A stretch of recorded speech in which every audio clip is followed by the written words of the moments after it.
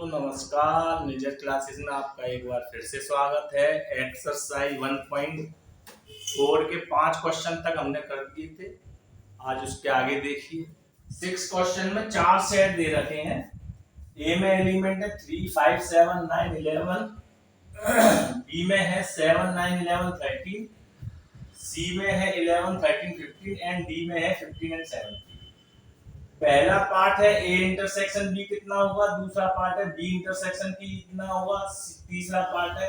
तो ऐसे क्वेश्चन हमने बहुत करे हैं पहले। तो ए इंटरसेक्शन बी का मतलब है ए और बी सेट में से कॉमन एलिमेंट, और कॉमन एलिमेंट का मतलब है कि जो दोनों में एग्जिस्ट हो पर डिस्टिंक्ट होना चाहिए, सेट में कभी भी रिपीट नहीं करते। तो ए और बी में अगर हम देखें कि कौन कौन से एलिमेंट कॉमन है, तो 3 और 5 ए में है पर 3 और 5 बी में नहीं है। जो एलिमेंट ए में है वो है 7, 9, 11, जो कि बी में भी है 7, 9, 11। तो ए इंटरसेक्शन बी सीधा सीधा आ जाएगा 7, 9, 11। सेकंड पार्ट को देखिए, बहुत आसान क्वेश्चन है। सेकंड पार्ट में हमसे पूछा बी इंटरसेक्शन सी कितना होगा।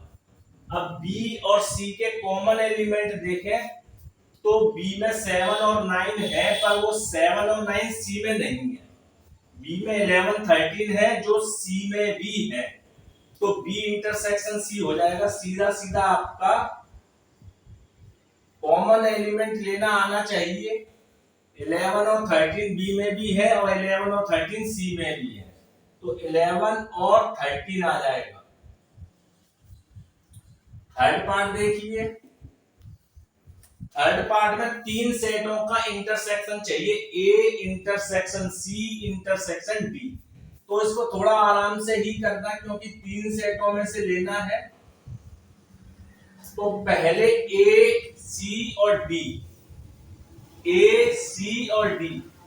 ए में 3 है, सी में नहीं है 3, डी में नहीं है 3, 3 को नहीं लेंगे। 5 ए में है, सी में नहीं है और डी में भी नहीं है। 7 ए में है, सी में नहीं है और डी में भी नहीं है, यानी 3, 5, 7 हट जाएंगे। 9 भी तीनों में नहीं है, 11 भी तीनों में नहीं है। तो इसका मतलब है A intersection C intersection D, तीनों का अगर इंटरसेक्शन लें तो हमको जो है सिर्फ 5 मिलेगा, क्योंकि ऐसा कोई भी एलिमेंट नहीं है कि जो ए में भी हो, सी में भी हो और डी में भी। फोर्थ और fifth like as first second. कोई डाउट हो आप कमेंट बॉक्स में बता दीजिए। फोर्थ और fifth same as first and second part. इसके बाद हम इसमें 5वां क्वेश्चन और 14 क्वेश्चन छोड़ रहे हैं। तो 6 पार्ट में कहा है कि A intersection B union C. तो हमको एक तो ए अलग से लेना है और बी यूनियन सी को पहले फाइंड करना है। तो 6 पार्ट में देखिए बहुत अच्छे से, हम पहले बी यूनियन सी निकाल रहे हैं। बी यूनियन सी यानी बी और सी के सारे एलिमेंट पर कोई एलिमेंट रिपीट नहीं होना चाहिए। 7, 9, 11, 13, 15 लिखेंगे। 7, 9, 11, 13 और 15 ये बी और सी दोनों में एग्जिस्ट है, यानी कि यूनियन का मतलब है बी और सी के सभी एलिमेंट डिस्टिंक्ट होने चाहिए, रिपीट नहीं करना है। अब ए का इंटरसेक्शन लेना है हमें बी यूनियन सी के साथ। तो ए के और बी यूनियन सी के एलिमेंट देखें तो 3 और 5 ए में है पर बी यूनियन सी में 3 और 5 नहीं है। 7, 9, 11 ए में है, 7, 9, 11 बी यूनियन सी में है। तो इसका मतलब है कि अगर मैं ए का इंटरसेक्शन बी यूनियन सी के साथ लूं तो सिर्फ मुझे 3 एलिमेंट मिलेंगे, 7, 9 और 11। आराम से करने वाले क्वेश्चन है। अब इसके बाद इसमें जो 8th पार्ट है, सॉरी 7th पार्ट, उसमें ए इंटरसेक्शन डी पूछा है। ये बिल्कुल पहले पार्ट और सेकंड पार्ट की तरह है। तो 7 पार्ट को भी मैं आपके लिए छोड़े दे रहा हूं। फिर भी कोई डाउट है तो आप कमेंट बॉक्स में पूछ सकते हैं।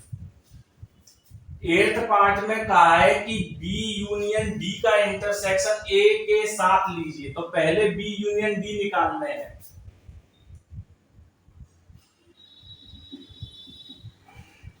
तो बी यूनियन डी यानी बी और डी के सभी एलिमेंट पर कोई भी रिपीट नहीं होना चाहिए।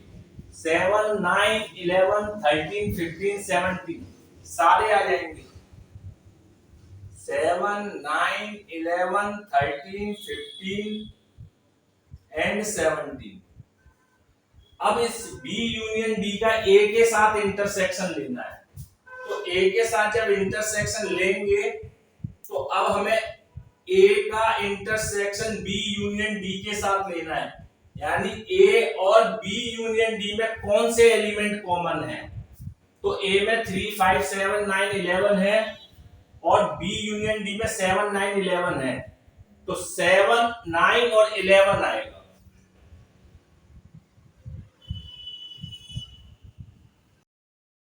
अब हमको A intersection B union C चाहिए। तो पहले हम ए इंटरसेक्शन बी निकाल लें।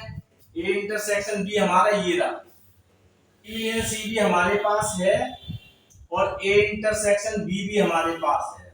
तो दोनों की हेल्प ले लेते हैं। A intersection B union C.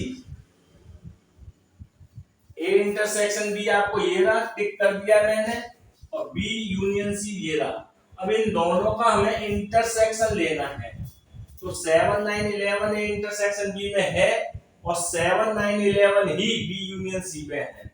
तो ये सीधा सीधा आ जाएगा 7, 9 और 11। अब इसमें 10th पार्ट में हमसे पूछा ए यूनियन डी। तो 10th पार्ट में पहले हम ए यूनियन डी निकाल ले रहे हैं। तो ए यूनियन डी का मतलब 3, 5, 7, 9, 11 तो ए में है और डी में है 15 और 17। तो ए यूनियन डी हो जाएगा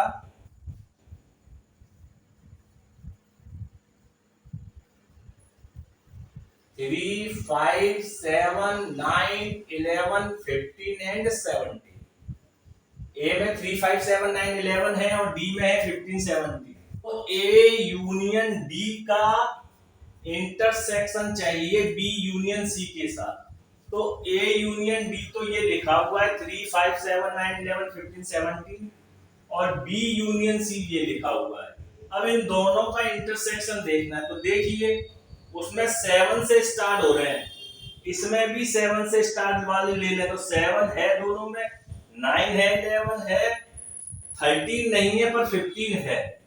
तो एक तरीके से ए यूनियन डी का इंटरसेक्शन लेना है बी यूनियन सी के साथ। तो सीधा सीधा है, तो 7 आएगा ही आएगा, दोनों में दिख रहा है साफ, ये रहा और ये रहा। 7 के बाद 9 भी दिख रहा है, 11 भी दिख रहा है, 13 इसमें है पर इसमें नहीं है, 15 इसमें है, इसमें है, यानी 15 को भी लिखेंगे। बहुत छोटे छोटे क्वेश्चन हैं पर सोच के तो करने ही पड़ेंगे। यूनियन और इंटरसेक्शन पे ध्यान देते हुए डिस्टिंक्ट एलिमेंट लिखते हैं सेट में, डिलीट नहीं करते। क्वेश्चन बहुत इजी है, आप अच्छे से तैयार कीजिए। A union B, intersection B, ये सारी चीजें हैं तो छोटी छोटी, पर सेट को लिखते समय बहुत सी चीजों का ध्यान देना है। कौन सा एलिमेंट कॉमन है, कौन सा एलिमेंट कॉमन नहीं है, सेट डिसजॉइंट तो नहीं है, एलिमेंट को रिपीट तो नहीं कर रहे हम। तो लिखने में थोड़ी केयरफुली चलेंगे। मेजर क्लासेस में आज इतना ही। मेजर क्लासेस के नेक्स्ट वीडियो में आपसे फिर मुलाकात होगी, तब तक के लिए धन्यवाद।